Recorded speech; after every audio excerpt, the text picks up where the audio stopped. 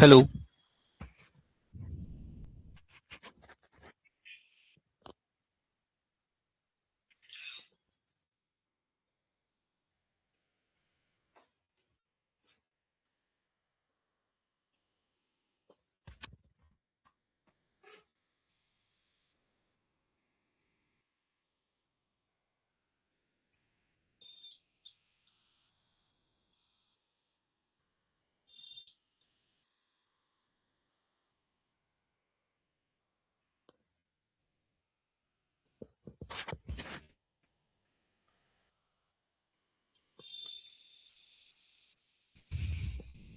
Hello hello.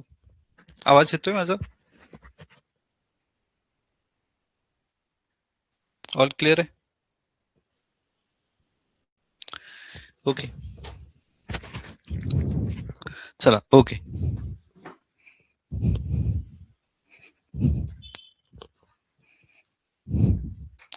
ठीक आहे.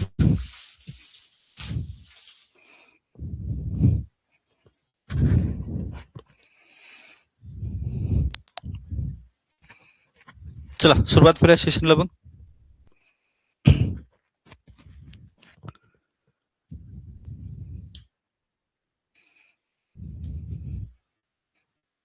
हो, ठीक आहे. आवाज जर कट झाला तर मला मेसेज करा. ठीक आहे, आवाज कट झाला असं. ओके. तर नमस्कार, सर्वांचं स्वागत आहे आपल्या या सेशनमध्ये. एका अकॅडमीनं एक नवीन जो प्रोग्राम आहे तो लॉन्च केला होता, कोर्स, ज्याच्यामध्ये सामान्य विज्ञानाबद्दल आपण समजून घेणार आहे. कंबाईनची ग्रुप बी आणि ग्रुप सी ह्या परीक्षा देताना किंवा सगळ्या सरळ सेवेच्या परीक्षा देताना सगळ्यात महत्वपूर्ण विषय ज्याच्यामध्ये बऱ्याच वेळेला मार्क्स येत नाहीत विद्यार्थ्यांना, तो म्हणजे सामान्य विज्ञान. आता हे इथं अडचण अशी आहे की प्रिलियमची परीक्षामधले जर क्वेश्चन आपण बघितले तर खूप डिटेल क्वेश्चन जे आहे ते विचारतं. खास करून कंबाईन बी आणि कंबाईन सीच्या बाबतीत सायन्सचा आवाका जो आहे तो फार मोठा आहे आणि विस्तृत आहे. वस्तुनिष्ठ अभ्यास करताना आपल्याला मार्क्स मिळणं हे खूप महत्वाचं आहे. आपल्याला सायन्स किती येतं याच्यापेक्षा आपल्याला मार्क्स ते मिळाले पाहिजेत हे महत्वाचं आहे. आणि 15 मार्कापैकी बायोलॉजीचा विचार केला तर जवळपास त्याची रेंज 8-9 जाते आणि फिजिक्सचा विचार केला तर त्याची रेंज 5 ते 6 जाते. गेल्या 7-8 वर्षामध्ये केमिस्ट्रीची जी रेंज राहिलेली आहे ती 4 मार्काची राहिलेली आहे. आता हे सगळे मार्क्स मिळवताना आपल्याला स्टँडर्ड पुस्तकं जे असतील त्याचा सोर्स आपल्याला घ्यावा लागतो. पण आपल्याला ज्यावेळेस सुरुवात करायची आहे त्यावेळेस स्टेट बोर्ड जे आहे ते स्टेट बोर्ड वाचणं खूप गरजेचं असतं. बऱ्याच वेळेला एमपीएससी मध्ये सुरुवात केल्यानंतर डायरेक्ट मुलं जे आहेत ते काय करतात, मोठी मोठी पुस्तकं जे आहेत त्याचा अभ्यास करतात आणि आपलं जे स्टेट बोर्ड आहे त्याचं वाचन राहिलेलं असतं.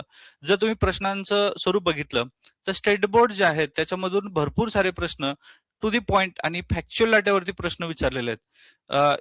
ज्यावेळेस आपण 5वी ते 10वी पर्यंतच्या या सगळ्या स्टेट बोर्डचा विचार करतो तेव्हा माझ्या एक गोष्ट लक्षात आली की इथं स्टेट बोर्ड केलं तर जवळपास 60% डाटा जो आहे तो क्लिअर होतो तुमचा. पण स्टेट बोर्ड करताना नेमकी कुठली स्टेट बोर्ड करायचं आहे याच्यावरती विद्यार्थी मित्रांच्या मध्ये भरपूर कन्फ्युजन असतं. आपण ज्या वेळेस स्टेट बोर्डचा विचार करतो त्यावेळेस छोटे छोटे बुक्स जे आहेत, खास करून इयत्ता 6वीचं माझ्याकडे हे बुक आहे, त्यानंतर 7वीचं 8वीची बुक जे आहेत, जी अशा पद्धतीची छोटी छोटी पुस्तकं जी आहेत, मी तुम्हाला तर दाखवतो. हे पुस्तक आहे इयत्ता 10वीचं भाग 1चं पुस्तक आहे. ठीक आहे.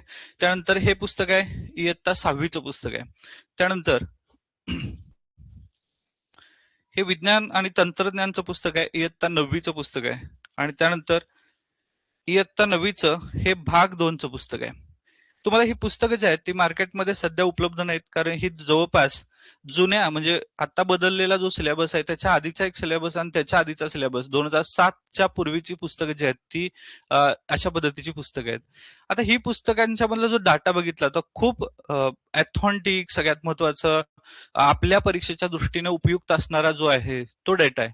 पण याच्यावरती अख्खंच अख्खं पुस्तक आपण इथं शो करून हे शिकवू शकत नाही, कारण तेवढा वेळ जो आहे तेवढा वेळ नाही आपल्याकडं. त्यामुळं 5वी, 6वी, 7वी, 8वी, 9वी, 10वी या सगळ्या पुस्तकांचा अभ्यास करून त्याच्या नोट्स जे आहेत ते नोट्स क्रिएट करून चित्रांच्या स्वरूपात, काही लॉजिक अँड ट्रिकच्या स्वरूपात आपल्याला हे विज्ञान जे आहे तो विषय शिकवायचा आहे. आणि इथं ज्यावेळेस तुम्ही हा कोर्स जो आहे तो पेड करून इथं आलेला आहात तर तुमचा 100% हिरमोड होणार नाही. सगळ्यात महत्वाची जे तुमचा बेस आहे विज्ञानाचा तो तर पक्का होईलच. तंत्रज्ञानाची माहिती येताना येता 9वीच्या आणि 10वीच्या तंत्रज्ञानाचा सुद्धा उल्लेख होईल. याच्यामध्ये करंट अफेअर्स, सामान्य विज्ञानाची चर्चा होईल आणि सगळ्यात महत्वाचा हा डेटा आपल्याला फिट लक्षात राहील, कारण आपण चित्रांच्या स्वरूपात हे सगळ्या गोष्टी जाणून घेणार आहे. तर स्वागत आहे तुमचं एके अकॅडमीमध्ये. विज्ञान आणि तंत्रज्ञान म्हणजे सामान्य विज्ञानाला पण सुरुवात करतोय. जर इथं तुम्ही पुस्तक बघितलं असेल तर परिसर अभ्यासाचं पुस्तक आहे इयत्ता 5वीचं. जुन्या आणि नव्या दोन्ही पुस्तकांच्या नुसार ह्या नोट्स ज्या आहेत त्या बनवलेल्या आहेत. हे इयत्ता 5वीचं पुस्तक आपण सुरुवात करतोय. यामधला पहिला जो भाग आहे त्या पहिल्या भागामध्ये दिसतंय तुम्हाला पुस्तक, नोट्स दिसतात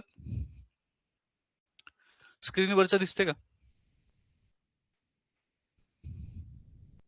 हा ठीक आहे, ओके. चला मी सुरुवात करतो बघा.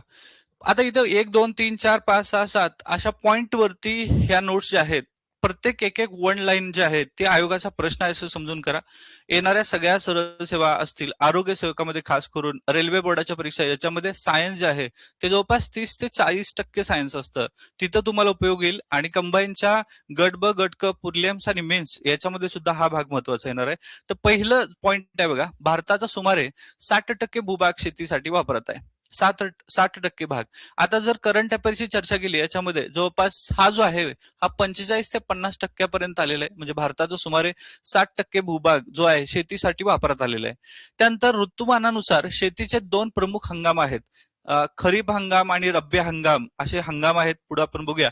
हा भाग करताना ज्यावेळेस आपण परिसर अभ्यास करतो त्यावेळेस विज्ञान आणि पर्यावरण याच्या संबंधित असणार थोडं थोडं. इयत्ता 5वीची रेंज आहे त्यामुळे समजून जा की 5वी त्या पद्धतीनं आपल्याला हे जाणून घ्यायचं आहे. म्हणजे इथं 5वीचा, 6वीचा, 7वीचा, 8वीचा, 9वीचा, 10वीचा अशा स्तरावरती त्यांनी मांडणी केलेली आहे. त्यामुळं 5वी आणि 6वीची पुस्तकं खास करून अभ्यास करताना आपल्याला असं वाटून जाईल की हे काय सोपंच आहे, आपल्याला येतच की. पण सोपं जरी असलं तरी सुद्धा त्यातला जो फॅक्च्युअल डाटा आहे तो आपल्याला लक्षात आला पाहिजे. ठीक आहे. ऋतुमानानुसार शेतीचे 2 प्रमुख हंगाम पडतात. जून ते ऑक्टोबर पर्यंतचा हंगाम जो आहे तो खरीप हंगाम आहे. हे झालं भूगोलाची व्याप्ती. म्हणजे जून ते ऑक्टोबर पावसाच्या शेतीवरती, पावसाच्या पाण्यावरती आधारित जी शेती केली जाते ती आहे खरीप हंगाम. आणि जून ते ऑक्टोबर पर्यंत जो आहे तो खरीप हंगाम आहे. आणि या हंगामात पावसाच्या पाण्यावरती प्रत्यक्ष वापर जो आहे याच्यावरती होत असतो. ऑक्टोबर ते मार्च यामध्ये यापर्यंतच्या हंगामाला रब्बीचा हंगाम असं म्हणतात. ऑक्टोबर ते मार्च महिना यामध्ये या हंगामात जमिनीत मुरलेले पावसाचे पाणी, परतीचा मान्सून आणि पडणारे दव जे आहे यांचा उपयोग होतो. म्हणजे ऑक्टोबर ते मार्च मध्ये कुठला रब्बीचा हंगाम आणि जून ते ऑक्टोबरचा हा आहे खरीपाचा हंगाम. ठीक आहे. तर हे जे आहेत ह्या दोन्ही गोष्टी भूगोलाशी रिलेट करतात. मार्च ते जून या कालावधीत जी पिके घेतली जातात त्यांना उन्हाळी पिके असं म्हणतात. आता 10वी आणि 12वीच्या बोर्डाच्या परीक्षा आहेत ते सुरू आहेत फेब्रुवारी मार्चचा काळ. त्यामुळे मार्च पासून जून पर्यंतचा जो काळ आहे, तर मार्च पासून जून पर्यंत जे काळ आहे याच्यामध्ये जी पिकं घेतली जातात त्यांना उन्हाळी पिके असं म्हणतात. ठीक आहे. त्यानंतर नैसर्गिक खते ही निसर्गात उपलब्ध असलेल्या पालापाचोळा, शेण अशा पदार्थांचा वापर करून मिळवतात. म्हणजे बायोगॅसमध्ये जर आपण बघितलं तर शेण, पालापाचोळा जे आहे इत्यादीचा उपयोग होतो. म्हणजे हे जे आहे नैसर्गिक खतं आपण म्हणतोय. पुढे इयत्ता 8वी 9वी नंतर नैसर्गिक खतं, कृत्रिम खतं याच्यामध्ये डिटेल माहिती जी आहे आपल्याला स्टेट बोर्डला सापडते. 7वा पॉइंट आहे रासायनिक खते म्हणजे काय, तर कृत्रिम खतं. या खतामध्ये शेतीला उपयुक्त अशा विविध रासायनिक घटकांचा नेमक्या प्रमाणात उपयोग जो आहे तो मिश्रण केलेला असतं. फॉर एक्झाम्पल युरिया लक्षात ठेवा. युरिया जे आहे युरियाचा रासायनिक नाव जे आहे काय आहे तर ammonium cyanide. Urea NH4 ammonium cyanide. ठीक आहे. तर हे आहे NH4 सायनाइड, हे आहे युरिया. आणि याच्यासाठी युरिया का आपण वापरतो तर जमिनीचा नायट्रोजन जे आहे म्हणजे पोत सुधारण्यासाठी. ठीक आहे. नायट्रिफिकेशन करणं इम्पॉर्टंट आहे आणि याच्यामध्ये युरिया असतील किंवा इतर जी काही कृत्रिम खतं आहेत यांचा उपयोग केला जातो. ठीक आहे. त्यानंतर पुढचा पॉईंट आहे 8वा, रासायनिक सुमार वापर झाल्यामुळे अतिरिक्त खते जमिनीत शिल्लक राहतात. त्यामुळे जमिनीची सुपीकता जी आहे ती कमी होते. कशाचा उपयोग झाल्यानं तर हे रासायनिक खतांचा बेसुमार उपयोग झाला. युरिया, इपो यासारखी जी कृत्रिम खतं आहेत ती जास्तीत जास्त फवारल्यामुळे जमिनीचा जो पोत आहे तो पोत कमी होतो. यानंतर पुढचा पॉईंट आहे 9वा, शेतीसाठी पाण्याचा अतिवापर केल्यामुळे जमिनी क्षारपड होत आहेत. ज्या भागामध्ये मुबलक प्रमाणात पाणी उपलब्ध आहे त्या ठिकाणी क्षारपड जमिनीचं प्रमाण वाढलेलं दिसून येतं. म्हणजे जमिनी क्षारपड कशामुळे व्हायला लागल्यात? पहिली गोष्ट आहे पाण्याचा अतिवापर झाल्यामुळे. आता महाराष्ट्र आणि भारतात जर विचार केला तर दोन पद्धतीचा दुष्काळ आपल्याला सापडतो. एक आहे ओला दुष्काळ आणि दुसरा आहे सुका दुष्काळ. ओला दुष्काळामध्ये काय, फॉर एक्झाम्पल जमिनीमधून पाणी झिरपणं असतील किंवा नदीचा जास्त प्रवाह, पाण्याचा अतिशय वापर, याच्यामुळे त्या जमिनीमध्ये पाणी जास्त राहतं आणि क्षारयुक्त पाणी असल्यामुळं जमिनी ज्या आहेत ते क्षारपट पडायला सुरुवात होतं. यामुळे नापीक येतं, म्हणजे पिकं तिथं येत नाहीत, ही जमीन क्षारपट होते. ठीक आहे, आणि हा सगळ्यात महत्वाचा भाग आहे की जमिनी त्या क्षारपट होतात. या भागामध्ये मुबलक पाणी प्रमाणात पाणी उपलब्ध असल्यामुळं त्या ठिकाणी क्षारपट जमिनी वाढल्यानं ह्या भागामध्ये पिकं अजिबात येत नाहीत. ठीक आहे, तर हा पॉइंट आहे. 10वा आहे कीड, मुंगी आणि उंदीर, घुशी यांच्यामुळे धान्याची खूप नासाडी होते. दमट आणि कोंदट जागेमुळे बुरशी लागते. आता ही बुरशी जी आहे, आपण पंचसृष्टीचं वर्गीकरण आपण बघणार आहे. पंचसृष्टीचं वर्गीकरण कोणी मांडलेलं आहे सांगा बघू, कमेंट करा. पंचसृष्टी वर्गीकरण कोणी मांडलंय?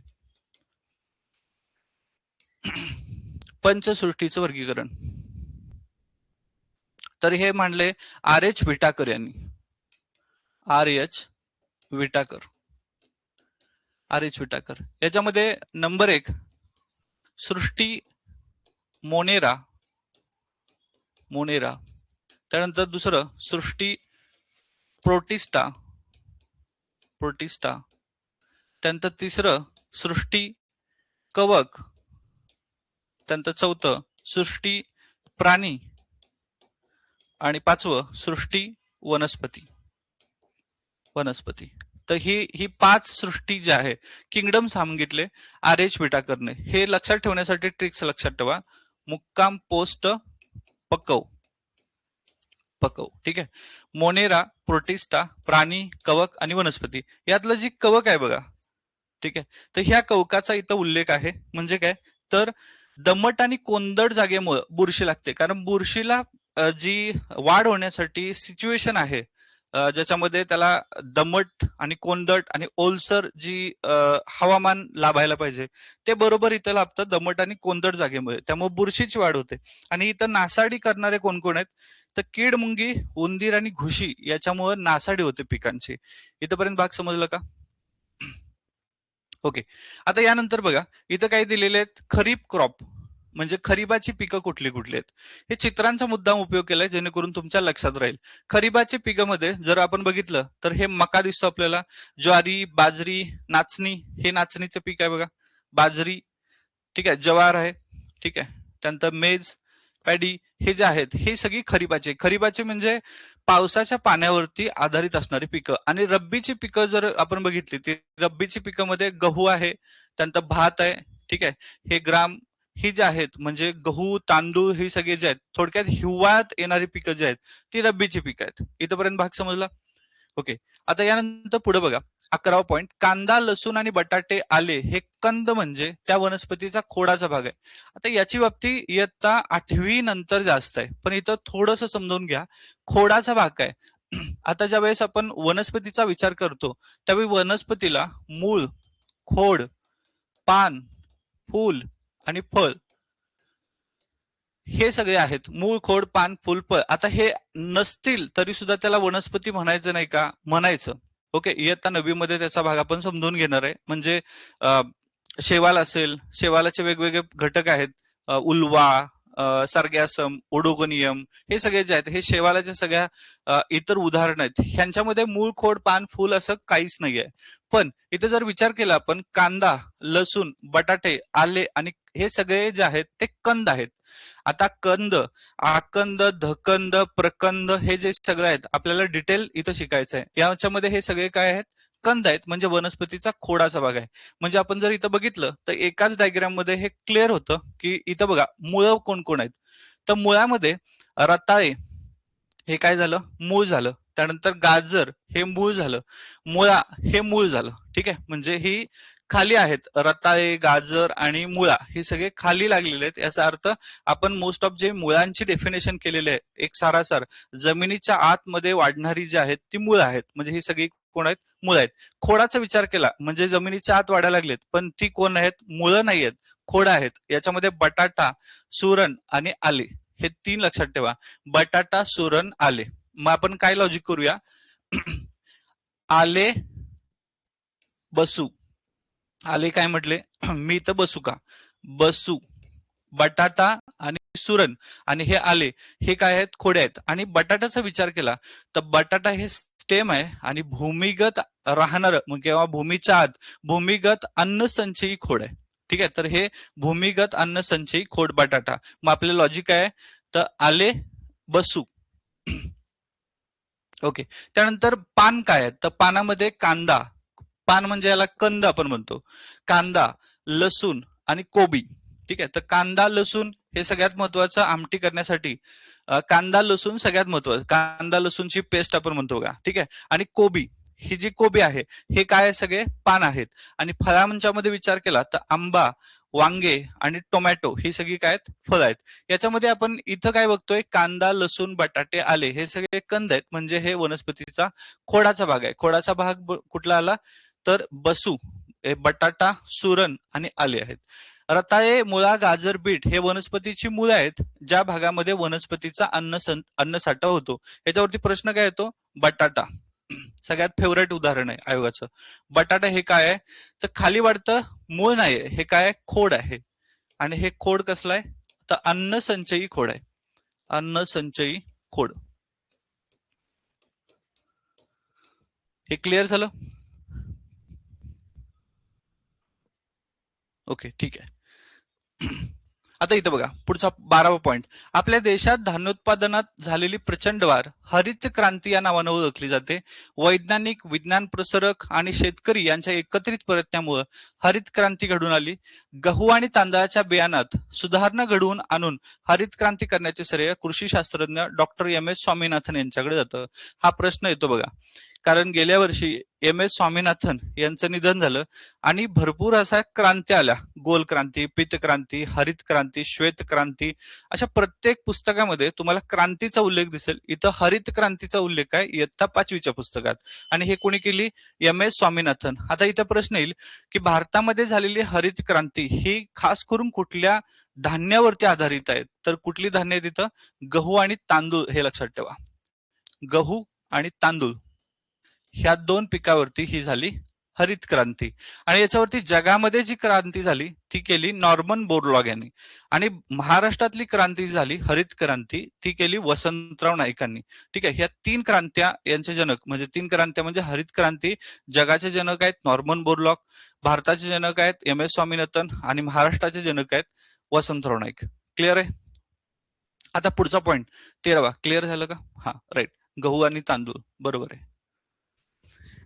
ओके, आता चला 13वा पॉइंट. प्रत्येकाला आवश्यक व पुरेसे अन्न मिळावे या हेतूने अनेक देशांनी अन्नाची हमी देण्यासाठी कायदे केलेत आणि अन्न सुरक्षा कायदा म्हणून ओळखला जातो. 2013 मध्ये आपल्या देशांनाही अन्न सुरक्षा कायदा केलेला आहे. आता हा जो कायदा आहे तो अजूनही लागू आहे. म्हणजे हे लक्षात ठेवा, 2014 मध्ये नरेंद्र मोदींचं सरकार आलं, याच्या आधी भारतामध्ये अन्न सुरक्षा कायदा हे नॅशनल फूड सिक्युरिटी ऍक्ट जो आहे तो तयार झाला.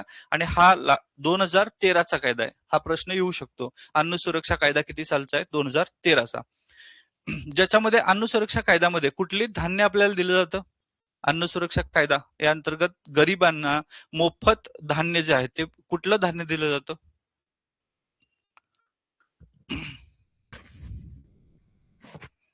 चला कमेंट करा.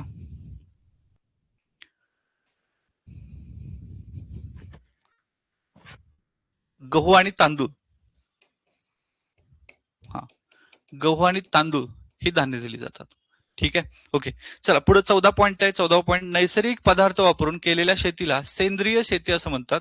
या शेतीमध्ये वनस्पती प्राण्यांच्या पासून मिळणाऱ्या खतांचा वापर केला जातो आणि खतामध्ये हाडांचा चुरा, म्हणजे हाडांचा चुरा वापरला जातो.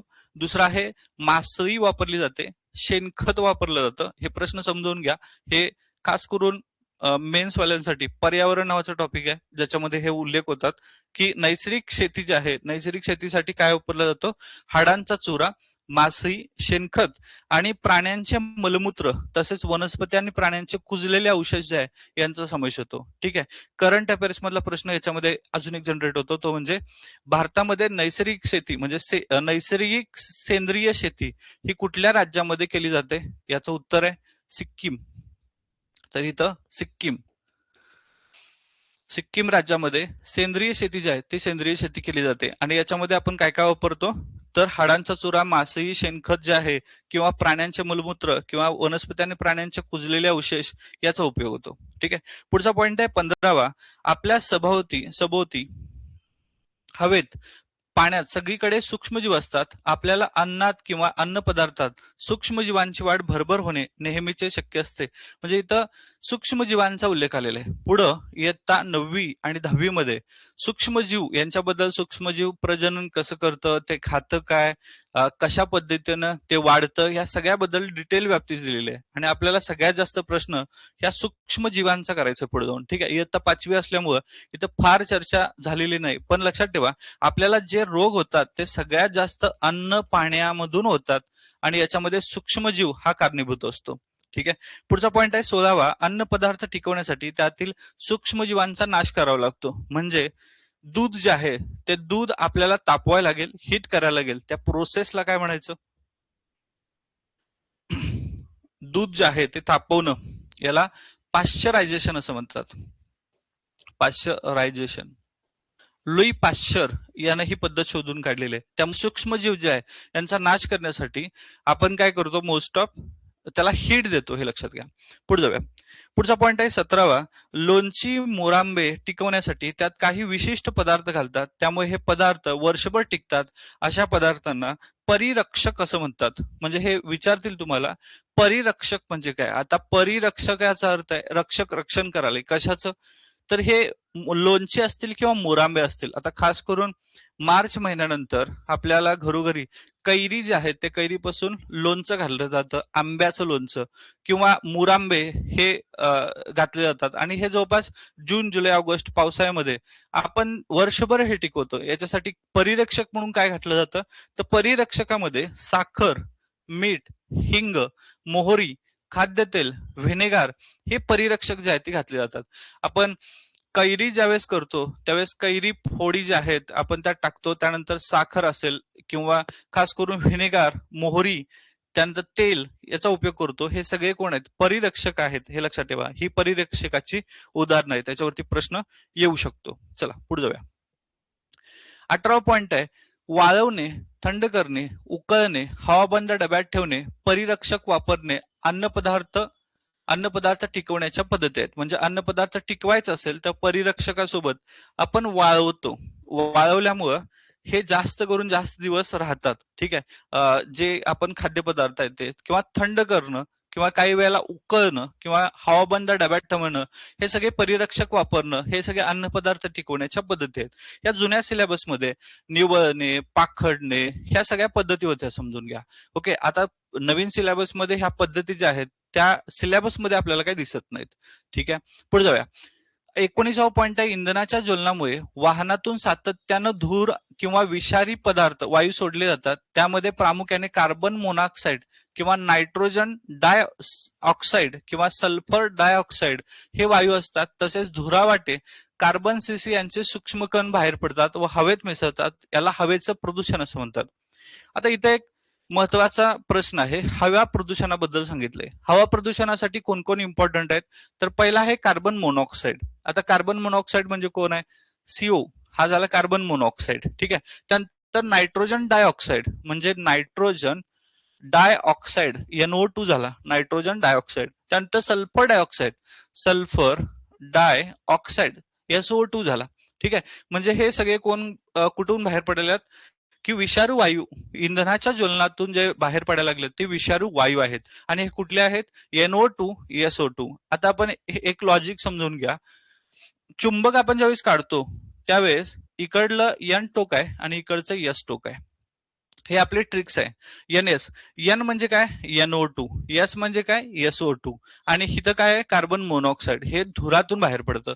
अजून इथं कार्बन सीसी यांचे सूक्ष्मकण बाहेर पडतात आणि हवेत मिसळतात. यालाच म्हणायचं हवेचं प्रदूषण होतं. क्लिअर आहे? ओके. पुढचा पॉइंट 20वा. हवेच्या प्रदूषणामुळे श्वासनलिका, डोळे किंवा फुफ्फुसाचे विकार होतात. झाडांची पाने करपतात, गळतात. प्राणी आणि वनस्पती यांच्या अधिवासास बाधा पोहोचते. हे सगळ्यात महत्वाचं आहे. श्वासनलिकेला प्रॉब्लेम होतो हवा प्रदूषणामुळे. ठीक आहे. त्यानंतर दुसरं आहे, डोळे जे आहेत ते चरचरायला लागतात, रखरखायला लागतात. फुफ्फुसांचे काही विकार होतात हवेच्या प्रदूषणामुळे, किंवा झाडांची पानं ही करपतात हवेच्या प्रदूषणामुळे. त्यानंतर दुसरं आहे, ती पाने गळतात किंवा प्राणी आणि वनस्पती यांच्यामध्ये अधिवासामध्ये बाधा होऊ शकते. आणि हे लक्षात ठेवा की आता इथं अहवाल आहे 2025चा हवा प्रदूषणाचा अहवाल. जगातलं सगळ्यात घाणेरडी देश कोणते आहेत, हवेचं प्रदूषण सगळ्यात जास्त कुठं झालं, भारतामध्ये हवेचं प्रदूषण सगळ्यात मोठं कुठल्या राज्यात होतं, हे सगळं करंट अफेअर्स आहे. ठीक आहे, ओके. आता इथं बघा, गुंगतामुळे अस्वस्थता, चिडचिड होणे, डोके दुखणं, लक्ष न लागणं, मनोविकार इत्यादी परिणाम जे आहेत ते होतात. म्हणजे हे सगळं गोंगाट आहे. गोंगाटामुळे अस्वस्थता निर्माण होतं. जास्तीत जास्त आवाज असेल, हवा प्रदूषण असेल तर अस्वस्थता जाणवायला लागते, चिडचिड व्हायला लागतं, डोकं दुखायला लागतं, लक्ष न लागणे आणि शेवटी मग मनोविकार होणं, ही सगळी लक्षणं जी आहेत ती हवेच्या प्रदूषणामुळे निर्माण होतात. आता इथं 21वा पॉईंट आहे, अग्निबाणाच्या साहाय्यानं प्रक्षेपण करून कृत्रिम उपग्रह अवकाशात सोडला जातो. त्याचा उपयोग संदेश वहनासाठी केला जातो. आता इथं एक कृत्रिम उपग्रह जो आहे तो दिलेला आहे आणि हा इन्सॅट आहे. ओके, इथं जी चित्र दिलेली आहेत इथून पुढे पीपीटी मध्ये, ते ऍक्च्युअली तीच चित्र आहेत. त्यामुळे तशाच पद्धतीची चित्र नसून हे इन्सॅटच उपग्रह आहे. आता याचा उपयोग काय केला, तंत्रज्ञानवाले लक्षात ठेवा, भारतामध्ये संदेश वहनासाठी कृत्रिम उपग्रहाचा अवलंब केला जातो. हे उपग्रह इन्सॅट या नावाने ओळखले जातात. म्हणजे ही सगळी कृत्रिम उपग्रह आहेत आणि ही इन्सॅट आहेत. त्यानंतर दूरदर्शन, संगणक, मोबाईल यांच्या अतिवापरामुळे डोळ्यांचे आणि पाठीचे, श्रवणाचे आजार होतात, मनोविकार, एकलकोंडेपणा वाढतो आणि इत्यादी त्रास संभवतात. म्हणजे जास्तीत जास्त उपयोग झाला दूरदर्शनचा, संगणकचा, खास करून आताच्या जगामध्ये मोबाईलचा सगळ्यात जास्त उपयोग होतो. आपण इन्स्टाच्या रील्स ढकलत ढकलत ढकलत 15 आणि 30 सेकंदाच्या जर ढकलत बसलो, रात्रीच्या 1-2 कधी वाजले आपल्याला समजत नाही बघा. आणि आपण ज्यावेळेस त्यातून बाहेर येतो त्यावेळी विश्व जे आहे ते वेगळंच वाटायला लागतं. त्यातले असणाऱ्या रील्स जे आहेत ते डोक्यात घुमायला लागतात आणि या सगळ्यामुळे काय होतं, आपल्याला थोडं जरी मोबाईल नसेल तर आपल्याला कुठेतरी चुकल्यासारखं, एकलकोंडेपणासारखं वाटायला लागतं. आपलं मनोविकार स्थिती जी आहे ती निर्माण होते. म्हणजे ऍडिक्टेड होऊन जातो आपल्याला. कधी एकदा आपण जरी अभ्यास करायला बसलो तरी कोपऱ्याला असणारा मोबाईल आपल्याला खुणावत असतो आणि आपण कधी एकदा घेऊन बसतो आणि त्याच्या स्क्रीन ज्या आहेत त्या रील्स पुढे ढकलत बसतो. म्हणजे आपल्याला त्याच्यापासून ऍडिक्शन किती भयानक झाले. म्हणजे एकंदरीत हे एकलकोंडपणा जो आहे तो टाळण्यासाठी आपण घेतला, मनोविकाराकडे चालवले आपण सगळे. म्हणजे हे सगळे डोळ्याचे असेल, श्रवणाचे असतील, हे आजार होतात ह्या सगळ्यामुळे. ठीक आहे, पुढे जाऊया. पाण्यात मिसळलेले पदार्थ सजीवांसाठी अपायकारक असले तरी ते पाणी प्रदूषित आहे असे आपण म्हणतो. म्हणजे हे अपायकारक आहेत पाण्यात मिसळलेले पदार्थ. म्हणजे आता हे सांडपाणी वगैरे जे आहेत, फॉर एक्झाम्पल खाली दिले, मैला पाण्यात रोग पसरणारे सूक्ष्मजीव असतील तर कारखान्यातून सांडपाण्यात विषारी पदार्थ असण्याची अधिक शक्यता आहे. आणि हे सगळं सांडपाणी हे नदीच्या प्रवाहामध्ये जाऊन मिसळतं आणि नदीचा प्रवाह जो आहे तो पुढं लोकांच्यासाठी पिण्यासाठी पाणी होऊन जातो आणि तिथं सूक्ष्मजीव जे आहेत त्याची वाढ होते आणि त्यामुळे परिणामी काय होतात, रोग होतात. माणसाला जे रोग निर्माण झालेत ते सगळ्यात जास्त पाण्यामुळे निर्माण झालेले आहेत आणि 10,000 प्रकारचे रोग एकमेव पाण्यामुळे होऊ शकतात. ठीक आहे, पुढे जाऊया. पॉईंट नंबर 26 आहे, सार्वजनिक जलशुद्धीकरण केंद्रामध्ये निवळणे, गाळणी करणे, ऑक्सिजनीकरण, क्लोरीन मिसळून निर्जंतुकीकरण करणे या टप्प्याद्वारे पाणी शुद्ध केलं जातं. आता याच्यावरती एक सगळ्यात महत्वाचा टप्पा आहे, पाण्यामध्ये क्लोरीन सीएल टाकलं जातं. पाण्यामध्ये क्लोरीन टाकण्याच्या प्रोसेसला काय म्हणतात असा प्रश्न येईल, जरा कमेंट करा बघू. पाण्यामध्ये क्लोरीन टाकल्याच्या प्रोसेसला काय म्हणायचं, तर ते म्हणतात क्लोरिनेशन. क्लोरिनेशन, ठीक आहे, हे पाणी स्वच्छ करण्याच्या पद्धतीमध्ये आहे. आणि याच्या आधी निवळणे किंवा गाळणी करणे हे पाणी शुद्ध करण्याच्या पद्धती होत्या. मग क्लोरीन टाका किंवा त्याचं ऑक्सिजनीकरण करणं, ह्याच्यामुळं आपण काय करू शकतो, पाणी शुद्ध करू शकतो. अजून एक आहे, पाण्यामध्ये काय बुडवल्यानंतर पाणी शुद्ध होतं, त्याचं उत्तर आहे तुरटी. तुरटी. आणि तुरटीचं रासायनिक नाव काय आहे, तुरटीचं रासायनिक नाव तर ते आहे क्लोराईड ऑफ अलाइम.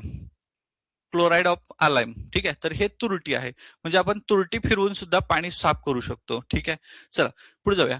27वा पॉईंट आहे, दुष्काळ ही एक नैसर्गिक आपत्ती आहे. दुष्काळात धान्य आणि चारा मिळणं कठीण होतं. ठीक आहे, त्यानंतर लखनवी चिकन, काश्मीरची silk, Banarasi silk, Kadiyal, Pitambari, Pachampalli, Narayanpeth, Kanjivaram, Patola, Mysore silk अशा साड्यांचे अनेक प्रकार आहेत बघा.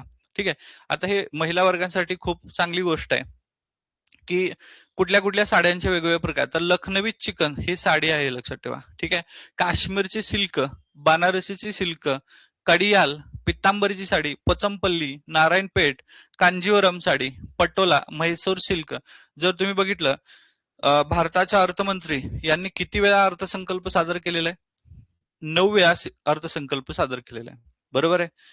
ह्याच्यामध्ये 9 वेळा त्यांनी जी साडी परिधान केली ती वेगवेगळी आहे, लक्षात घ्या. म्हणजे अर्थसंकल्पामध्ये फार नाविन्य नसलं तर साडीमध्ये नाविन्यता जी आहे ती आपल्याला दिसते.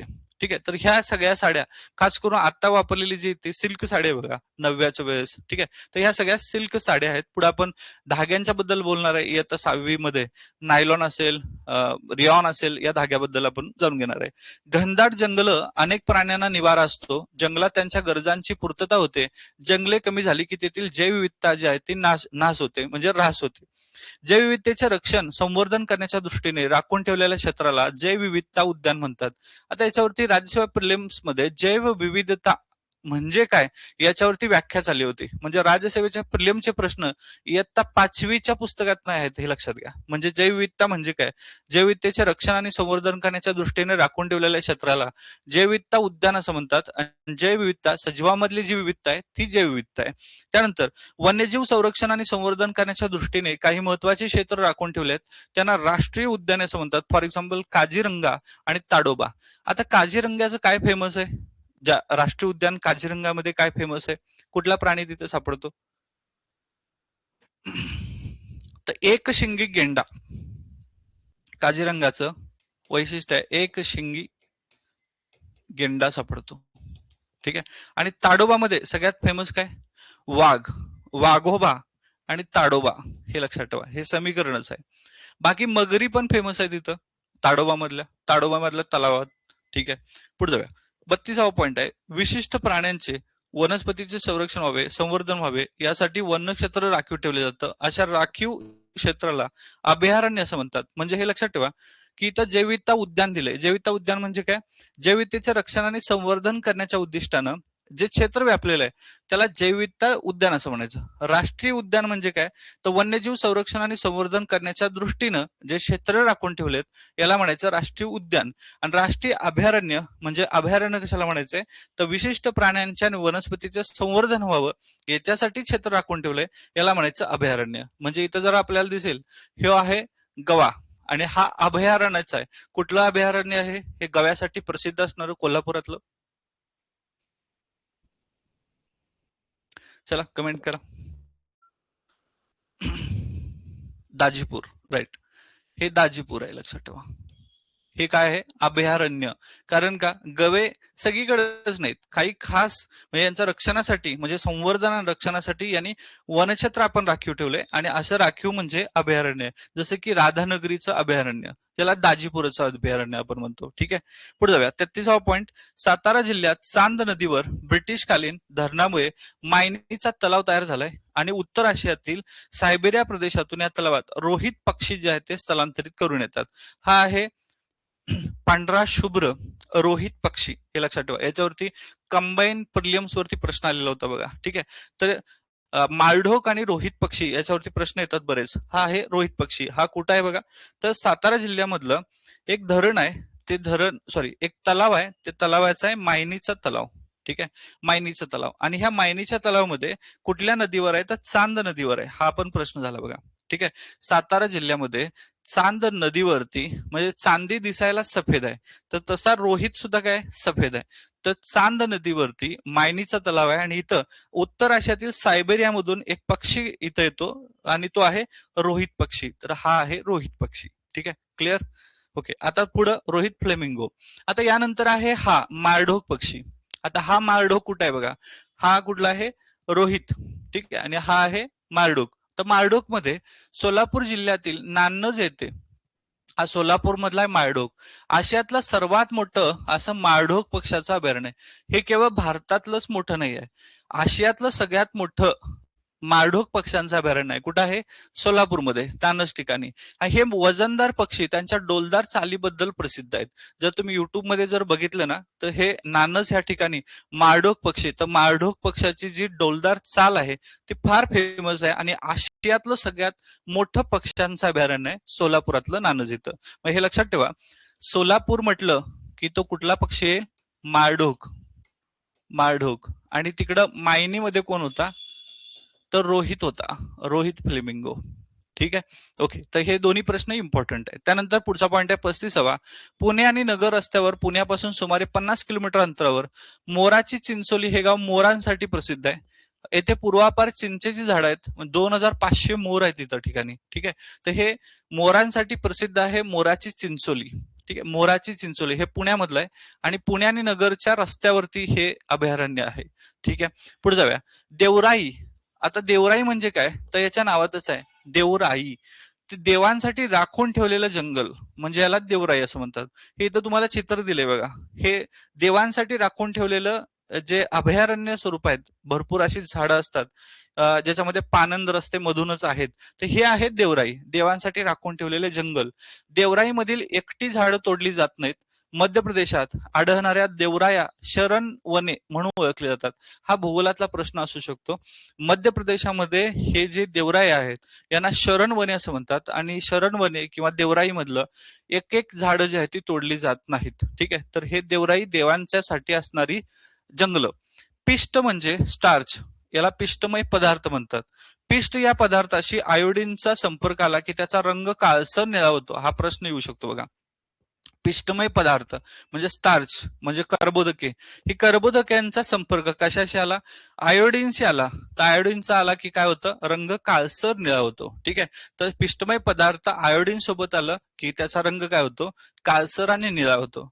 ज्वारी, बाजरी, गहू, तांदूळ, बटाटा, साबुदाणा अशा पदार्थामध्ये मोठ्या प्रमाणात पिष्ट असतं. यापासून मिळणाऱ्या ऊर्जेचा उपयोग शरीर योग्य तेवढे गरम राहण्यासाठी होतो. म्हणजे हे सगळे जे आपण खातोय त्याच्यामध्ये इन्स्टंट एनर्जी मिळतं, शरीर गरम राहतं आणि याचा उपयोग म्हणजे याचा संदर्भ जर आयोडीनशी आला तर कशा रंगाचं होतं? तर रंग काळसर निळा होतो. ठीक आहे. आईनं मारलं तर काळं निळं पडतं, आपण असं म्हणू. ठीक आहे. पिष्टमय पदार्थासोबत आयोडीनचे जर संपर्क आला तर काळसर निळसर होतं. ठीक आहे. वनस्पती. पुढचा पॉईंट आहे 38वा. वनस्पतीपासून मिळणारे आणि चवीला गोड लागणारे पदार्थ म्हणजे शर्करा होय. साखर हा शर्करेचा एक प्रकार आहे. पुढे आपण साखरेचे डायसॅक्राइड, मल्टीसॅक्राइड, ट्रायसॅक्राइड हे सगळे प्रकार बघणार आहेत. तर शर्करा जे आहे ते काय आहे? साखरेचा एक प्रकार आहे. साखर हा शर्करेचा एक प्रकार आहे.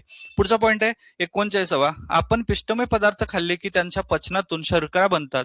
या शर्करेचे मंद ज्वलन होतं, त्यातून ऊर्जा बाहेर पडतं. म्हणजे पिष्टाच्या पचनातून मिळणारी शर्करा शरीरासाठी इंधनाचं काम करतं. फॉर एक्झाम्पल, आपण जे खाल्लेलं आहे सगळं भात भात पोळी हे सगळे जे आपण खायला लागलोय किंवा असे सगळे पिष्टमय पदार्थ खायला लागलोय, हे पिष्टमय पदार्थातून आपल्याला काय मिळतं? तर हे सगळे कर्बोदके आहेत. सगळे यापासून कर्बोदके मिळतात आणि याच्यामध्ये एक एन्झाईम असतो अमायलेज. अमायलेज आणि हे अमायलेज पचून आपल्याला काय मिळतं? C6H12O6 म्हणजे ग्लुकोज मिळतं आपल्याला. हे इन्स्टंट ग्लुकोज आहे, वापरायचं दैनंदिन उपयोगात वापरायची गोष्ट आहे. ठीक आहे. तर हे लक्षात ठेवा. पुढे जाऊया. आता इथं ऊसाच्या रसापासून आपण गुळ किंवा साखर तयार करू शकतो, कारण त्यात सुक्रोज नावाची शर्करा असते. मग सुक्रोज आलं बघा इथं. सुक्रोज म्हणजे इथं ग्लुकोज जे आहे तर ग्लुकोजचा फॉर्म्युला काय? C6H12O6. आता सुक्रोज आहे, मला फॉर्म्युला सांगा बघू. सुक्रोजचा फॉर्म्युला काय? सुक्रोजचा फॉर्म्युला तर त्याचा फॉर्म्युला आहे C12H22O11. हे आहे सुक्रोज. ठीक आहे. तर आपल्याला माहिती पाहिजे ग्लुकोज, सुक्रोज, माल्टोज, गॅलॅक्टोज, लॅक्टोज हे सगळ्या शर्करा आहेत आणि याचे सगळे फॉर्म्युले जे आहेत ते आपल्यासाठी महत्वाचे आहेत. C12H22O11. राईट राजकुमार. ठीक आहे. पुढे जाऊ. आता इथं पिकलेला आंबा, केळी, चिकू अशी फळे, मध, दही, दूध यात ही वेगवेगळ्या प्रकारची शर्करा असते. म्हणजे इथं दुधामध्ये शर्करा जी आहे याला म्हणायचं लॅक्टोज, गॅलॅक्टोज, ठीक आहे. तर असे मधामध्ये पण शर्करा आहे, ठीक आहे. तर हे सगळी शर्करा आपल्याला इथं दिलेली आहे. पुढचा पॉईंट आहे 41वा. कोंडा हा तंतुमय पदार्थ आहे. खाल्लेले अन्न आणि अन्न मार्गातून पुढे सरकत असते. तंतुमय पदार्थामुळे ते योग्य त्या गतीने पुढे सरकते. विष्ठा तयार होण्यासाठी तंतुमय पदार्थाचा उपयोग महत्वाचा आहे. तंतुमय पदार्थ म्हणजे ज्याला आपण म्हणूया सेल्युलोज, सेल्युलोज असणारे पदार्थ जे आहेत ते तंतुमय पदार्थ आहेत. आणि थोडक्यात हा कोंडा, कोंडा हा तंतुमय पदार्थ आहे. आता सेल्युलोज आपल्याला पचू शकत नाहीत, कारण यांच्यामध्ये कुठलं विकर नाहीये, तर सेल्युलेज नाहीये, सेल्युलेज नाहीये. तर सेल्युलेज नसल्यामुळे सेल्युलोजचं पचन होऊ शकत नाही. पण आपण जे खाल्लेलं आहे ते बाहेर टाकण्यासाठी इम्पॉर्टंट जो आहे तो आहे कोण? कोंडा, तंतुमय पदार्थ. 42वा पॉईंट आहे फळांच्या साली, भाज्यांच्या शिरा, तसेच पालेभाज्या, धान्य, कडधान्य हे सर्व तंतुमय पदार्थ आहेत. म्हणजे पालेभाज्या याच्यामध्ये सेल्युलोज आहे, पण आपल्याला हे काय सेल्युलोज पचत नाही, कारण बॉडीमध्ये सेल्युलेज नाही आहे. पण हे सगळे तंतुमय पदार्थ आहेत. धान्य, कडधान्य ही सगळी जी आहेत ती तंतुमय पदार्थ आहेत, ठीक आहे. पुढं पिष्टमय पदार्थ, शर्करा, तंतुमय पदार्थ यांना एकत्रितपणे कर्बोदके असं म्हणतात. म्हणजे कार्बोहायड्रेट्स म्हणजे काय, ते एक मध्ये पिष्टमय पदार्थ, दुसरा आहे सगळ्या शर्करा, फॉर एक्झाम्पल साखर आहे, लॅक्टोज आहे, माल्टोज आहे, हे सगळ्या शर्करा ज्याच्यामध्ये कर्बोदके आहेत. आणि तंतुमय पदार्थ ही जे सगळे तंतुमय पदार्थ आहेत हे सगळे कोण आहेत? कार्ब आहेत. कर्बोदकांचा मुख्य उपयोग म्हणजे शरीराला ऊर्जा प्राप्त करून द्यायचा, इन्स्टंट एनर्जी जो आहे तो देतोय कोण? तर कार्बोहायड्रेट्स देतोय, ठीक आहे. त्यानंतर पिष्टातून मिळतं त्यापेक्षा दुप्पट ऊर्जा स्निग्ध पदार्थातून मिळतं. दुधापासून मिळणारी साय, लोणी, तूप, वनस्पती तेल, त्याशिवाय सुकामेवा, मांस, अंड्यातील बलक यातही स्निग्ध पदार्थ आहेत. म्हणजे स्निग्ध पदार्थ म्हणजे काय, तर कार्ब नंतर आहे फॅट म्हणजे मेद. मेद पिष्टमय पदार्थ किंवा प्रथिन ह्याच्यापेक्षा डबल एनर्जी आपल्याला कशामधून मिळते? स्निग्ध पदार्थामधून मिळतं, फॅट मधून मिळतं, ठीक आहे. तर हे सगळे जे आहे ते साय, लोणी, तूप, वनस्पती तेल ह्या सगळ्यामधून आपल्याला काय मिळतं? फॅट मिळतं. फॅट मधून आपल्याला परत एकदा ग्लुकोज मिळतं आपल्याला, आणि हे स्टोर साठवून ठेवणारं ग्लुकोज आहे, ठीक आहे. जे आपण उपवासाच्या दिवशी ज्यावेळेस आपण काही खात नाही त्यावेळी जी एनर्जी येते ते आपल्याला ह्या फॅट मधून येतं, हे स्टोअर ग्लुकोज आहे. त्यानंतर आहारात आलेल्या स्निग्ध पदार्थापासून शरीरात चरबी तयार होते. काही काळ अन्न मिळाले नाही तर या चरबीपासून शरीराला पुन्हा ऊर्जा मिळतं. म्हणजे आपण खाल्लेलं ग्लुकोज जे आहे ते लिव्हरकडं ग्लायकोजनच्या स्वरूपात जातं, आणि आपण ज्यावेळेस उपवास धरतो त्यावेळी ग्लायकोजनच्या स्वरूपात असणारं लिव्हरकडं असणारं जे आहे ते फॉर्म ऑफ ग्लुकोज मध्ये आपल्याला येतं, आणि आपल्या बॉडीला एनर्जी मिळते, ठीक आहे. त्यानंतर पुढे जाऊ. चरबीचा एक थर आपल्या त्वचेखाली असतो. चरबीच्या या थरामुळे शरीराला आकार मिळतो. तसेच शरीराची उष्णता राखण्यासाठी ब्लँकेट किंवा गोधडीप्रमाणे थराचा उपयोग होतो. हे फॅट आपण म्हणतो. शरीराची सतत झीज होत असतं, त्याची दुरुस्ती नकळत होऊन जाते, त्यासाठी प्रथिनांची गरज असते. म्हणजे प्रथिन केवळ बॉडीमध्ये जे आवश्यक एनर्जी आहे तेच पोहोचवत नाही, तर शरीर बांधणी करतात. शरीर बांधणीसाठी प्रथिनांची गरज असते. म्हणजे शरीराची वाढ कोण करतं? तर प्रथिने करतात, ठीक आहे. तर हे मरम्मत सुद्धा करतात, दुरुस्ती, देखभाल करण्याचं काम सुद्धा प्रथिने करतात. विविध कडधान्य, डाळी, शेंगदाणे, दूध, दही, खवा, पनीर, अंडी, मांस, मासे हे सगळे कोण आहेत? तर प्रोटीनचे सोर्स आहेत. म्हणजे आपल्या अन्नामध्ये प्रोटीन जे आहे ते असलं पाहिजे, ज्याच्यामध्ये डाळी असतील, शेंगदाणे आहेत, दूध, दही, खवा, पनीर, अंडी, मांस जे आहेत, मासे, हे सगळे काय, तर पनीरचे वगैरे जे सोर्स आहेत ते महाग जरी असले तरी आपल्या बॉडीला काय मिळतं? तर ते प्रोटीन्स मिळत असतं, आणि ज्याच्यामधून आपल्याला शरीराची वाढ होत असते. आता अन्न घटक दिलेले बघा इकडं, स्निग्ध पदार्थ आहेत, हे सगळे कार्बोहायड्रेट्स आहेत, सगळी फळं. कारण इथं जर बघितलं डाळी, हे ब्राऊन, ज्याला आपण ब्रेड, ब्राऊन ब्रेड म्हणतो बघा आपण, तंतुमय असणारे ब्रेड, हे ब्राऊन ब्रेड, हे सगळ्या डाळी, किंवा ज्याला आपण म्हणूया की हे सगळे फळी जे आहे, फळे सगळे, हे सगळे कोण आहेत? हे सगळे कार्ब्स आहेत. त्यानंतर अन्न घटकामध्ये स्निग्ध पदार्थ, हे मांसे आहेत, दुधाची बॉटल आहे, लेग पीस ठेवलंय, स्निग्ध पदार्थ वगैरे जे आहेत, कारण हे तळलेलं आहे. अन्न घटक जे आहेत हे तर सगळे सूर्यफुलाचं तेल आहे, अंडे आहे, दूध, पनीर आहे, हे सगळे काय झाले? हे स्निग्ध पदार्थ आहेत, ज्याच्यामधून आपल्याला परत एकदा स्टोअर फॅट एनर्जी मिळणार आहे. ठीक आहे. त्यानंतर पुढचा पॉईंट 48वा, कर्बोदके, स्निग्ध पदार्थ, प्रथिन या अन्न घटकाची शरीराला मोठ्या प्रमाणात गरज असते. काही अन्न घटकांची अतिशय थोड्या प्रमाणात म्हणजे अल्प प्रमाणात गरज पडते. हे अन्न घटक म्हणजे जीवनसत्व आणि खनिज. म्हणजे जिथं कमीचे असतील तिथं मायक्रो न्यूट्रिशन्स आहेत, ते लक्षात ठेवा. आणि मॅक्रो न्यूट्रिशन्स कोण आहेत? तर मॅक्रो न्यूट्रिशन 3 आहेत. कुठले कुठले? कार्ब, प्रोटीन आणि फॅट हे आहेत मॅक्रो, जास्ती असं लागतात. मायक्रो कोण आहेत? विटॅमिन्स आहेत. म्हणजे इथं विटॅमिन्स असतील किंवा खनिज असतील, मिनरल्स जे आहेत ते सगळ्यात कमीसाठी आपल्याला लागतात. ठीक आहे. यामध्ये जीवनसत्व कुठले आहेत? Vitamin A, B, C, D, E आणि के. तर A, B, C, D, E, F म्हणू नका. ठीक आहे. A, B, C, D, E, K हे जे विटॅमिन्स आहेत हे गरजेचं आहेत. याला म्हणायचं मायक्रो न्यूट्रिशन्स. आता पुढच्या इयत्तेमध्ये आपल्याला याच्यापासून निर्माण होणारे रोग कुठले आहेत आणि त्या पुढच्या इयत्तेमध्ये निर्माण होणारे रोग, सोर्स कुठले आहेत, हे कशापासून मिळतात, अशी क्रमवार व्याप्ती जी आहे ती सांगितलेली आहे त्याचे. आता 50वा पॉईंट, लोह, कॅल्शियम, सोडियम, पोटॅशियम ही शरीराला आवश्यक असणारी खनिजांची उदाहरणं आहेत. खनिज म्हणजे मिनरल्स कुठले कुठले आहेत? लोह, कॅल्शियम, सोडियम, पोटॅशियम. आता हे जर नसतील आपल्याला तर आपल्या शरीराला रोग होतात, हे लक्षात ठेवा. फॉर एक्झाम्पल, लोहाच्या कमतरतेमुळे माणसांना पंडुरोग होतो किंवा स्त्रियांना अॅनिमिया होतं. पुढचा पॉईंट आहे बघा, रक्तातून ऑक्सिजन वाहून येण्याच्या कामी लोहाचा उपयोग होतो. हा प्रश्न आहे, PYQ आहे. रक्तातून ऑक्सिजन वाहून येण्याचं काम करतो, कमी करतं. म्हणजे रक्तातून ऑक्सिजन वाहून येण्याच्या कामी लोहाचा उपयोग होतो. रक्तात लोहाचे प्रमाण कमी झाले तर ऑक्सिजनचा पुरेसा पुरवठा होत नाही, अशक्तपणा किंवा थकवा येणं जाणवतो. या विकाराला अॅनिमिया किंवा रक्तक्षय असं म्हणतात किंवा पंडुरोग असं म्हणतात. कॅल्शियम या खनिजामुळे आपलं हाडे जे आहेत ते मजबूत होतात. हाडामध्ये कॅल्शियम मजबूत साठी महत्वाचं आहे. इथं जर तुम्ही बघितलं, अॅनिमियाचा धोका सगळ्यात जास्त कोणाला असतो? तर आता भारत सरकारचं टार्गेटच आहे सिकल सेल अॅनिमियाचं उच्चाटन करणं. तर याच्यामध्ये धोका लक्षणं काय? तर बघा, महिला, विशेषतः गर्भवती महिलांना अॅनिमियाचा जास्त त्रास होतो, कारण लोहाचा कमी पुरवठा शरीराला लाभतो. लोह जिथं जिथं आहे ते धान्य असतील ते आपण खाल्ले पाहिजेत किंवा जे जे पदार्थ आहेत ते आपण खाल्ले पाहिजेत. दुसरं, वृद्ध लोक जे फार सक्रिय नसतात, सक्रिय नाही आहेत तर बसून आहेत, याचा अर्थ त्यांच्या खाद्यामध्ये लोहाचा कमी पुरवठा आहे. म्हणजे हे लक्षात ठेवा, वृद्ध लोकांच्या मध्ये सुद्धा हा अॅनिमिया, ज्याला पंडुरोग आपण म्हणतो. विशेषतः शाकाहारी जे आहेत खास करून त्यांना हा पुरवठा कमी होऊ शकतो. किशोरवयीन मुलं, विशेषतः मुली, जे लोक भरपूर चहा आणि कॉफी पितात यांना सुद्धा हा थकवा जाणवतो, कसं तरी फील होतं. हे जे आहे ते सगळं कारण कॉफीमध्ये कॅफिन आहे, चहामध्ये टॅनिन आहे, ह्या सगळ्यामुळं थकवा जाणवायला लागतो. आणि ज्या लोकांना जुनाट आजार आहेत त्यांच्यासाठी सुद्धा अॅनिमियाची लक्षणं होऊ शकतात. तर हे प्रश्न डायरेक्ट विचारू शकतात की अॅनिमियाची लक्षणं खालीलपैकी कुठल्या कुठल्या लोकांना होतात? तर हे वृद्ध लोक, महिला, किशोरवयीन पोरं, जास्त जे चहा कॉफी पितात ते शाकाहारी लोकांना होतं, आणि ज्या लोकांना जुनाट आजार आहेत त्यांना सुद्धा हे विकार होऊ शकतात. तर कॅल्शियम जे आहे ते खनिजामुळे आपलं हाडं जे आहेत ते मजबूत होतात.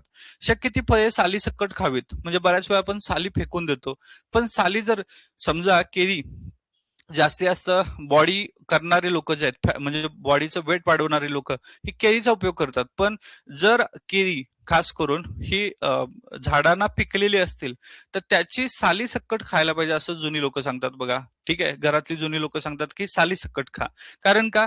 त्या पिठातला कोंडा चाळून फेकून देऊ नये, तर त्याच्यामुळे आपल्याला तंतुमय जे आहे, तंतुमय पदार्थ जे आहेत आपल्याला मिळू शकतात. खास करून ती जी फळं आहेत ती रासायनिक पदार्थामध्ये मिसळून ती पिकवली गेली जाऊ नयेत. बाकी जर नॅचरली ती पिकवली असतील, खास करून चिकू असेल तर चिकू बरेच लोक त्याच्यामधला आतला गाभा खातात, त्याची साल नाही खात. किंवा केळी असेल, आता हे लक्षात घ्या, सफरचंद सुद्धा वरची साल काढून फेकून देतात. ही साली सकट खाल्ली तर आपल्याला तंतुमय पदार्थ जे आहेत ते भेटू शकतात आणि आपल्याला जे सेल्युलोज आहे हे मिळू शकतं. ठीक आहे. पुढे 53वा पॉईंट आहे, आपल्या स्वभावातील आपल्याला व इतरांना खटकणारे पैलू प्रयत्नपूर्वक बदलता येतात. ते बदलण्याच्या वेळीच प्रयत्न करणे आवश्यक आहे, अन्यथा त्यातून आपल्या व्यक्तिमत्वामध्ये आणि उणिवा राहू शकतात. हे वाक्य एक्झाम मध्ये इम्पॉर्टंट नाही, हे मी मुद्दाम ह्याच्यासाठी घेतलंय. एमपीएससी मध्ये हे वाक्य खूप महत्वाचं आहे. आपल्या स्वभावातील आपल्याला व आणि इतरांना खटकणारे पैलू प्रयत्नपूर्वक बदलता आले पाहिजेत. म्हणजे आपल्या घरातल्यांना किंवा आपले जे जवळचे आहेत त्यांना आपली एखादी खटकणारी गोष्ट असेल तर ती बदलता आली पाहिजे. ठीक आहे. दुसरी गोष्ट आहे, ते बदलण्याच्या वेळी प्रयत्न करणं आवश्यक आहे. म्हणजे ऍटलिस्ट तुम्ही ते ट्राय केलं पाहिजे. अन्यथा त्यातून आपला आणि व्यक्तिमत्वामध्ये उणिवा राहू शकतात. म्हणजे माझं त्याच्यानं काही फरक पडत नाही किंवा मी ते सुधारणार नाही, मी असाच आहे, ही जी गोष्ट आहे ही आपण टाळायला पाहिजे. कारण व्यक्तिमत्व सुधारण्यासाठी खूप इम्पॉर्टंट आहे. त्यामध्ये उरोपोकळी आणि उदरपोकळी दरम्यान लवचिक पडद्यासारखा अवयव असतो, त्याला श्वासपटल असं म्हणतात. आता हा पुढचा पॉइंट आहे. उरोपोकळी आणि उदरपोकळी काय, हे मराठी जरी नावं भयानक असतील तरी सुद्धा हे लक्षात घ्या, हे आहे श्वासपटल. हे इथं, हे खाली जे आहे, हे फुफ्फुस जिथं आहेत त्याच्या खाली इथं एक पटल आहे, हे आहे श्वासपटल. ठीक आहे. म्हणजे जेव्हा आपण श्वास घेतो त्यावेळी हे श्वासपटल कुठं जातं आणि श्वास सोडतो त्यावेळी श्वासपटल कुठं होतं, याच्यावरती प्रश्न असू शकतो. ठीक आहे. पुढच्या इयत्तेमध्ये आपल्याला त्याचा अभ्यास करायचा आहे. श्वासपटल खालच्या दिशेने इथंच आहे. श्वासपटल खालच्या दिशेने सरकतं तेव्हा श्वासावटे हवा नाकावटे येऊन श्वासनलिका आणि तिच्या शाखामधून पुढे वायुकोशात जाते. म्हणजे आपण ज्यावेळी श्वास घेतो त्यावेळेस ती कुठे जायला लागली, तर श्वासपटल खालच्या दिशेने सरकतं. म्हणजे आपण जर समजा हे श्वासपटल इथं आहे असं इमॅजिन करू, तर मी श्वास घेताना तर उदरपोकळी जे आहे ती फुगते आणि श्वासपटल खाली जातं. आणि ज्यावेळेस श्वास सोडतो त्यावेळेस ते श्वासपटल वरती येतं. हे इमॅजिन करून लक्षात ठेवा. ठीक आहे. श्वासपटल वरच्या दिशेने सरकतं तेव्हा उच्छ्वासावाटे हवा बाहेर टाकली जातं. म्हणजे ज्यावेळेस आपण श्वास सोडणार आहे त्यावेळेस ते वरच्या दिशेला जाणार आहे आणि श्वास घेणार आहे त्यावेळेस ते खालच्या दिशेला जातं. सिगारेट किंवा विडीतील तंबाखूच्या धुरातील कणांचा चिकट थर वायुकोशाच्या आतील बाजूला जमू लागतो आणि तंबाखूतील विषारी पदार्थही वायुकोशात शिरतात. त्यामुळे कर्करोगासारखे दुर्धर आजार होतात. म्हणजे हे सिगारेट किंवा विडीच्या तंबाखूमुळे कुठला रोग होतो, कर्करोग होऊ शकतो. ठीक आहे. त्यानंतर ह्याच्यामध्ये टार जमा होते बघा, हे एक इम्पॉर्टंट आहे. टार जमा होते फुफ्फुसांच्या मध्ये. त्यानंतर पचन क्रियेमध्ये खाल्लेल्या अन्नाचे पचन होण्यास मदत होणारा द्रवपदार्थ म्हणजे पाचक रस आहे. याला डायजेस्टिव्ह ज्यूस असं म्हणतात, पाचक रस. ठीक आहे. कारण हा पचवणारा खाद्यपदार्थ पचवणारा रस आहे पाचक रस. विशिष्ट द्रव स्त्रवणारे इंद्रिय म्हणजे ग्रंथी आहेत. जठर हे पिशवीसारखे इंद्रिय आहे. यात अन्न घुसवलं जातं. जठरातील पाचक रसामुळे काही पचनक्रिया घडतात आणि अन्नातील काही रोगजंतू जे आहेत ते नष्ट होतात. इथं तुम्हाला पचन संस्था दिले. इथं आहे यकृत, लिव्हर. त्यानंतर हे स्टमक, जठर. त्यानंतर ह्या आद्यांत्र, हा प्रश्न आलाय बघा. आद्यांत्र, मध्यांत्र, ह्यामध्ये हा आद्यांत्र, हा आहे मध्यांत्र. हे सगळं लहान आतड आहे आणि त्याच्या भोवती गुंडाळलेलं आहे ते मोठं आतड आहे. मलाशय आणि अंतरपुच्छ म्हणजे हे आहे अपेंडिक्स. ती अपेंडिक्स कुठं आहे असा प्रश्न येऊ शकतो. हे अपेंडिक्स जे आहे ती मोठ्या आतड्याला लागून आहे. अंतरपुच्छ म्हणतात त्याला मराठीमध्ये, अपेंडिक्स आहे. ठीक आहे. तर ह्यामध्ये पुढचा पॉइंट आहे 61 वा. प्रौढ व्यक्तीमध्ये लहान आतडे सुमारे 7 मीटरचं असतं. हा प्रश्न येऊन गेलेला आहे. लहान आतडं किती मीटरचं आहे, 6 मीटर किंवा 7 मीटर अशी रेंज आहे. आतड्यातील पाचक रसामुळे अन्न पचनातील अनेक क्रिया होतात. 62 पॉइंट आहे. प्रौढ व्यक्तीमध्ये मोठे आतडे सुमारे 1.5 मीटरचं आहे. हे पण प्रश्न विचारलं शकतं. प्रौढ व्यक्तीमध्ये मोठं आतडं किती मीटरचं आहे, तर 1.5 मीटरचं आहे आणि लहान आतडं 6 मीटर लांबीचं आहे. उरलेल्या पदार्थात असलेले बरेचसे पाणी येथे शरीरात शोषलं जातं आणि विष्ठा शिल्लक राहतं. म्हणजे मोठं आतडं काय शोषून घ्यायला, पाणी शोषून घ्यायला लागले. उरलेलं जे आहे ते विष्ठा बाहेरच्या मार्गाने जाणार आहे. ठीक आहे. पुढचा पॉइंट आहे 63 वा. अन्ननलिका आणि श्वासनलिका या दोन्हींची सुरुवातीची टोके घशात एकमेकांच्या जवळ आहेत. गेलेले अन्न जेव्हा अन्ननलिकेत जाते तेव्हा श्वासनलिका बंद राहते. म्हणजेच काय, तर अन्ननलिका आणि श्वासनलिका एकत्र इथं जॉईंट होतात इथं. ठीक आहे. ते एकत्र जॉईंट होतात म्हणजे ती एकत्र येतात. आता इथं गेलेले अन्न हे अन्ननलिकेतून जातं. म्हणजे ही जी पिवळी दाखवलेली आहे तुम्हाला, ती ही अन्ननलिका आहे. याच्यामधून ते खाली येणार आहे अन्ननलिका. तेव्हा श्वासनलिका बंद होतं. म्हणजे इथं काय, श्वास नाकपुड्यामधून असणारे श्वासनलिका जे आहेत ते बंद होतं आणि अन्न खाली जातं. ठीक आहे. जर याच्यामध्ये अन्ननलिकेतला अन्ननलिकेमध्ये जर एखादा कण, अन्नाचा कण जर श्वासनलिकेत गेला तर आपल्याला ठसका लागतो बघा. ठीक आहे. कारण का, त्या श्वासनलिकेमध्ये एक अन्नाचा कण गेलेला आहे. जोपर्यंत तो बाहेर येत नाही तोपर्यंत आपल्याला ठसका लागतो. ठीक आहे. तोंडातील प्रत्येक दाताला एनॅमल नावाच्या पदार्थाचे आवरण असतं. हे एनॅमल खूप महत्वाचं आहे. एनॅमल हा शरीरातील सर्वात टणक पदार्थ आहे. तर विचारलं मानवी शरीरातील सगळ्यात टणक पदार्थ कुठला, तर तो इनॅमल आहे. दाताच्या आतील भागांचे रक्षण होतं, परंतु दात नियमितपणे स्वच्छ न केल्यास इनॅमल सुद्धा नष्ट होतं आणि ते इनॅमल एकदा संपलं की मग परत ते येत नाही. बॉडीमध्ये इन्सुलिन संपलं की ते परत येत नाही. इनॅमिल संपलं तरी सुद्धा ते परत येत नाही. ठीक आहे. त्यानंतर दात किडतात. शरीरात रक्त सतत फिरते ठेवण्याच्या क्रियेला रक्ताभिसरण असं म्हणतात. म्हणजे जे शरीरात 5 लिटर रक्त आहे ते सतत सतत फिरतं ठेवायचं, या क्रियेलाच काय म्हणायचं, रक्ताभिसरण म्हणतात. 66वा पॉइंट आहे, मेंदू आणि शरीराच्या विविध भागामध्ये सतत संपर्क असतो, त्यासाठी ते एकमेकांना संदेश वहन करणाऱ्या अनेक तंतूंनी जोडलेले असतात, त्यांना चेतातंतू असं म्हणतात. मेंदू आणि चेतातंतूचे जाळे एकत्रितपणे चेतासंस्था असं म्हणतात. पुढे ह्या संस्था डिटेल आपल्याला बघायचं आहे. चेतासंस्था, मानवी शरीरातील सर्वात मोठी पेशी, लांब पेशी, चेतापेशी. ठीक आहे. तर हे मेंदू आणि चेतातंतूचं जाळं यांना एकत्रित्या चेतासंस्था असं म्हणतात. पुढचा पॉईंट 67वा, मद्यपानाच्या चेतासंस्थेवर परिणाम होऊन शरीराच्या हालचालीवर ताबा राहत नाही.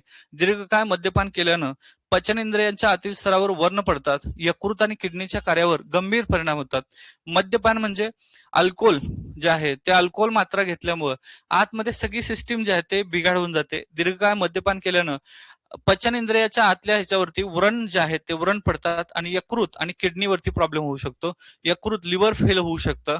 ठीक आहे. तर अशा पद्धतीचं मद्यपानाचे हे तोटे आहेत. फ्ल्यू, पडसे, नायटा, खरूज, कांजिण्या, गोवर या रोगांची एकाची दुसऱ्याला लागण होऊ शकते. म्हणजे एकाकडून दुसऱ्याकडे हे रोग जे आहेत ते प्रसारित त्याला संक्रामक रोग असं म्हणतात. फ्ल्यू जे काय असतील, पडसे, नायटा, खरूज, कांजिण्या आणि गोवर ह्यासारखे जे आहे रोग हे एकाकडून दुसऱ्याला लागू शकतात, संक्रामक आहेत. फ्ल्यू सारख्या रोगांचे रोगजंतू रोग्याच्या थुकीत असतात. रोग्याने थुंकल्याने किंवा शिंकल्याने ते हवेत पसरतात. ठीक आहे. फॉर एक्झाम्पल ट्युबरक्युलोसिस असतील किंवा वेगवेगळे फ्ल्यू यांच्या थुकीतून बाहेर पडतात आणि त्यामुळे ते प्रसारू करू शकतात. ठीक आहे. ही इथं आकृती दिलेली आहे. ही आहे श्वास नलिका, नाक हे स्वरयंत्र आहे, हे आहे फुफ्फुस, इथं आहे हे हृदय. ठीक आहे. हे फुफ्फुस आणि इथं आहे श्वासपटल. ठीक आहे. पुढे जाऊया.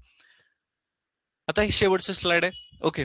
हवे वाटे 17 पॉइंट आहे. हवे वाटे छातीच्या आणि घशाच्या रोगांचा प्रसार होतो. उदाहरणार्थ थंडी, ताप, क्षय, स्वाईन फ्लू हे हवेच्या द्वारे येतात. हा प्रश्न येऊ शकतो. हवेमार्फत कुठले रोग शरीरात जे आहेत ते शिरतात. थंडी, ताप भरणं, क्षयरोग, टीबी हे हवेमार्फत येतं. स्वाईन फ्लू असेल, स्वाईन फ्लू. ठीक आहे. 2009 झाला भारतामध्ये स्वाईन फ्लूची लाट जी आहे ती आली होती बघा. स्वाईन फ्लूची लक्षणं काय आहेत, तर ड्राय कफ, खोकला निर्माण होतो, कोरडा खोकला, त्यानंतर हुडहुडी भरते, ताप येतो. ठीक आहे. किंवा नाक गळणं किंवा हेडॅक होतं किंवा मसल पेन होतं. हे सगळे काय आहेत, स्वाईन फ्लूची लक्षणं आहेत. तर हे स्वाईन फ्लू झाला. ठीक आहे. त्यानंतर टायफॉइड, कॉलरा, जुलाब यासारख्या आतड्यांच्या रोगाचे जंतू तसेच कावीळचे जंतू रोगाच्या विष्ठेमध्ये असतात. तर हे कावीळचे जंतू जॉन्जायटिस. ठीक आहे. तर याच्यामध्ये कावीळची काय काय लक्षणं आहेत, तर कावीळमध्ये सगळ्यात महत्वाचं त्याचे डोळे जे आहेत ते पिवळसर पडलेले असतात, डोळे पिवळे होतात, भूक मंदावते त्याची. ठीक आहे. दुसरं आहे अचानक वजन कमी होतं, मळमळ आणि उलटी खास करून व्हायला लागते, सौम्य ताप होतो, पोटदुखी निर्माण होतं, फ्लू सारखी लक्षणं, थकवा यायला लागतो, खास करून त्वचा आणि डोळे हे पिवळी पडणं, उमेटिंग होणं, मळमळ होणं, भूक मंदावणं आणि वजन कमी होणं याचा अर्थ कावीळ जॉन्जायटिस झालेले आहे. ठीक आहे. तर हे कावीळची जंतू जे आहेत ते टायफॉइड असेल, कॉलरा असेल, जुलाबासारख्या आतड्यांचे रोग आहेत हे सगळे. आणि कावीळ जो आहे तो कुणाचा आहे, यकृत, लिव्हरचा रोग आहे. ठीक आहे. यकृताचा दाह म्हणतात कावीळला, जॉन्जायटिस. हे सगळे प्रश्न आहेत बरं का, हे सगळे PYQ आहेत, हे समजून घ्या. म्हणजे मोठी मोठी पुस्तकं वाचायला लागलोय, वाचायला तर पाहिजेच, पण छोट्या छोट्या पुस्तकांच्या मध्ये एवढी माहिती आहे आणि हे सगळे स्ट्रेट फॉरवर्ड डायरेक्ट प्रश्न आहेत आयोगाचे. ठीक आहे. पुढे जाऊया. जगातील प्रत्येक वस्तू सूक्ष्मकणांची बनली आहे ही संकल्पना कणाद महर्षीने सांगितल्या इसवी सन पूर्व 6व्या शतकात. त्यांनी त्या कणाला काय म्हटलंय, पिलव असं म्हटलेलं आहे. हा पण PYQ झाला बघा, इयत्ता 5वी मधून आलाय. पिलव म्हटलेलं आहे त्याला. ठीक आहे. हे महर्षी कणादांनी पिलव, पदार्थाची सगळ्यात लहानात लहान कण म्हणजे पिलव आहे. काम म्हणजे कार्य, कार्य करण्याच्या क्षमतेला ऊर्जा असं म्हणतात. हा सुद्धा प्रश्न आहे. एनर्जी म्हणजे काय, कार्य करण्याची क्षमता. त्यानंतर 74वा, कोळसा, डिझेल, CNG, LPG, पेट्रोल हे सर्व पदार्थापासून उष्णतेच्या रूपात ऊर्जा प्राप्त होते आणि सर्व गतिमान वस्तूमध्ये गतिज ऊर्जा असते, स्थितिमान वस्तूमध्ये स्थितीज ऊर्जा असते. तर असे जवळपास महत्वाचे असणारे 75 पॉइंट जे आहेत ते आपण दिलेले आहेत. याच्यावरती भरपूर सारे प्रश्न जे आहेत त्या आयोगाने विचारलेत. मग भूगोल असेल, पर्यावरण असेल, सामान्य विज्ञान असेल, तंत्रज्ञान असेल, ह्याच्यावरती इयत्ता 5वीच्या पुस्तकातूनच भरपूर प्रश्न तुम्हाला दिसतील. ही सगळी जी नोट्स आहे तुम्हाला ती PDF स्वरूपात आपल्या इथं या कोर्समध्ये तुम्हाला पीडीएफ स्वरूपात नोट्स जे आहेत ते अवेलेबल होईल.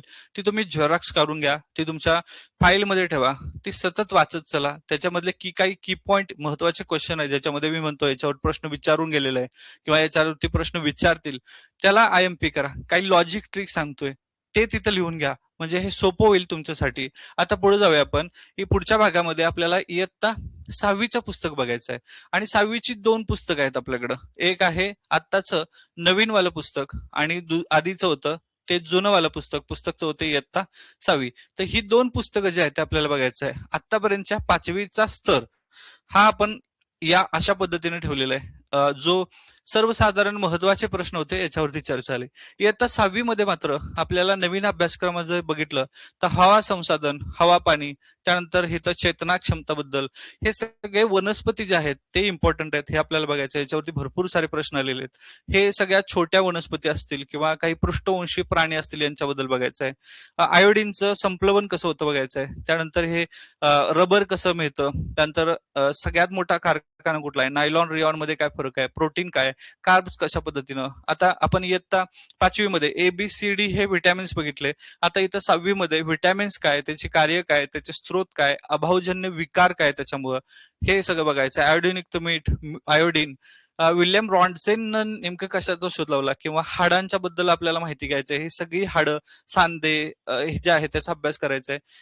केस कसे कसे पद्धतीने बदलतात याच्याबद्दल बघायचं. स्थितिक विद्युत बल काय किंवा आकाशगंगा, तारक काय, हे सगळ्याबद्दल आपल्याला माहिती घ्यायचं आहे. हे जे भाग आहेत तर हे समजले का? इयत्ता 5वी क्लिअर झालं तुमचं? ठीक आहे. आपल्या मित्रांना किंवा आपल्या ओळखीच्या असणाऱ्या ज्या व्यक्तींना खरंच सायन्स अवघड जाते त्यांच्यासाठी जी लिंक आहे ती लिंक जरूर शेअर करा.